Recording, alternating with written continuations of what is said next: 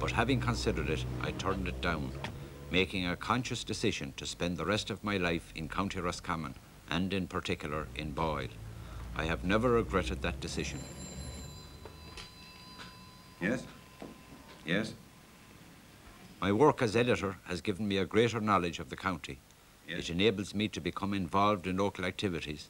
It gives me a weekly account of all that is happening in the county, and it has given me the opportunity to express myself in many ways.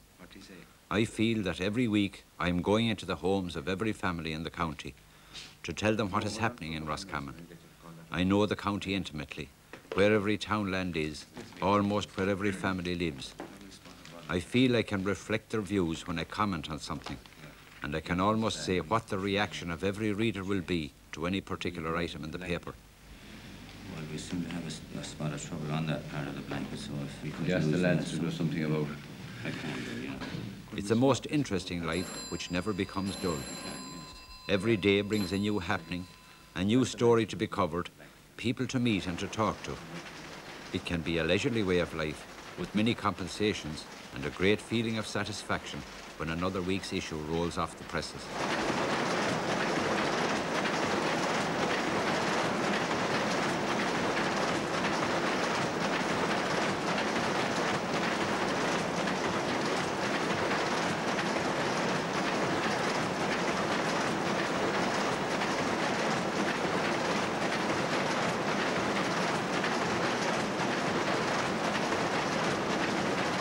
The town of Boyle is a good place in which to live.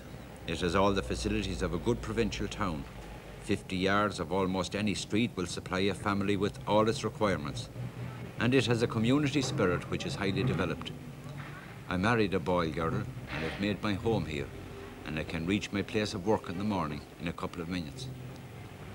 It is a town with a good business sense, with a range of shops and offices that would do credit to a much larger town. A town where 2,000 people live in harmony. A town which serves a large hinterland of North Roscommon and South Sligo and parts of Leitrim. Though it is not highly industrialised, it has made progress in this direction, but it is best known as a shopping centre where competition really proves to be the life of trade, where the prosperity that the presence of thousands of visitors every summer is being felt. All in all, Boyle to me is a place which is big enough to have all the amenities of a modern urban centre, yet is small enough to have an identity of its own and to enable everybody to know everybody else. A balance which represents to me the ideal place in which to live.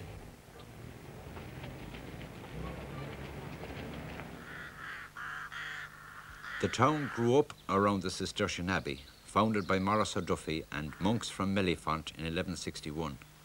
The abbey ruins, magnificent in their splendour, attract visitors practically every day of the year. Originally Boyle was known as Abbey Boyle, and the abbey was a most important monastic settlement for centuries before it was suppressed. It is still a most imposing ruin, the largest building in the town, challenged in size only by St. Joseph's Church, built in the latter part of the last century. Between the two stands the new modern Mercy Convent School, where the nuns this year celebrated their centenary, and a short distance away are St. Mary's Boys' College and the Vocational School.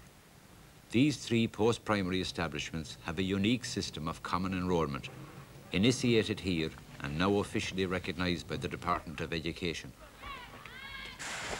Under this system, every post-primary pupil in Boyle can avail of the full range of subjects provided by the three schools.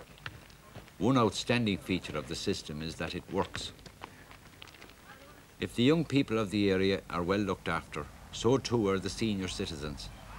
Right in the heart of the town, on the site of the old and unlamented workhouse, is one of the finest welfare homes in the country, named after Count Plunkett, whom the people of North Roscommon elected as the first Sinn Féin MP in the famous by-election of 1917. A place where all people of the area can spend their declining years in comfort in their native habitat.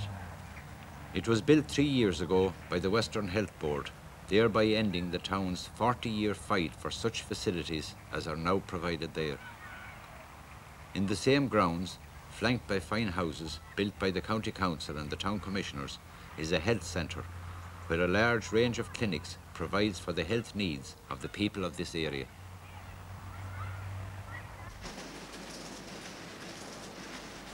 Wednesday night is press night, the time which sees the culmination of the week's work. Night work is part of the routine of a provincial newspaperman's life. Many of the functions which we cover are held at night, and there is the occasional night stint at the office to ensure that the paper will be in every newspaper shop in every town and village in our area the following day.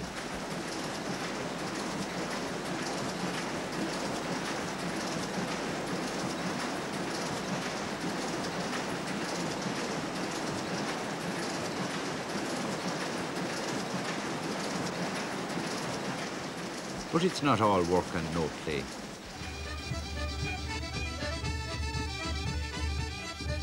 Come Thursday night, the musicians will assemble for a session in Kathleen Morris's, and everybody joins in.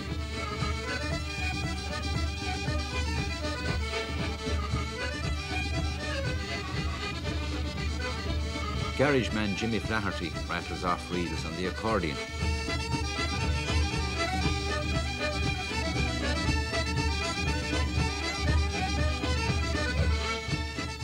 Kathleen on the fiddle is the woman of the house.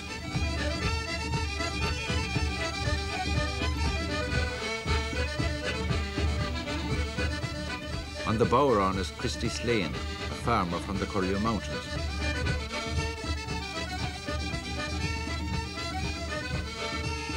Oliver Knott from Killarret is another farmer with time for music, while civil servant Anne Morris, daughter of Kathleen, is an All-Ireland champion. And, as I said earlier, we all have to do our bit. Come on, Leon. Do the song yourself. How would you like? Sleeve them on, you're... Sleeve them on. Right, okay. You'll join in where you know it. Okay.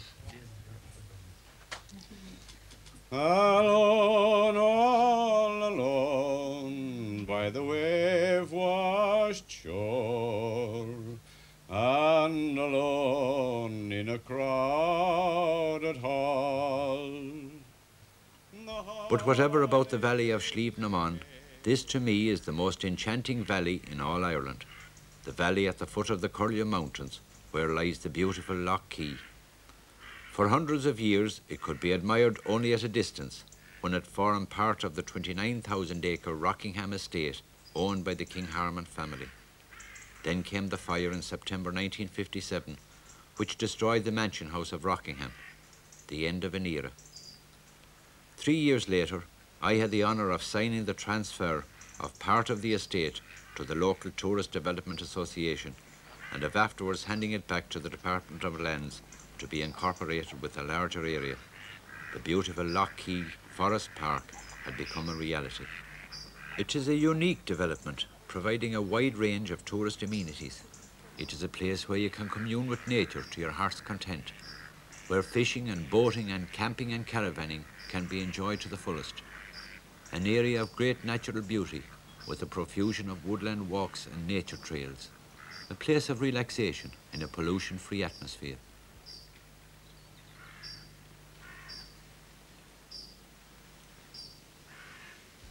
This is the place where I want to spend the rest of my life, my own place.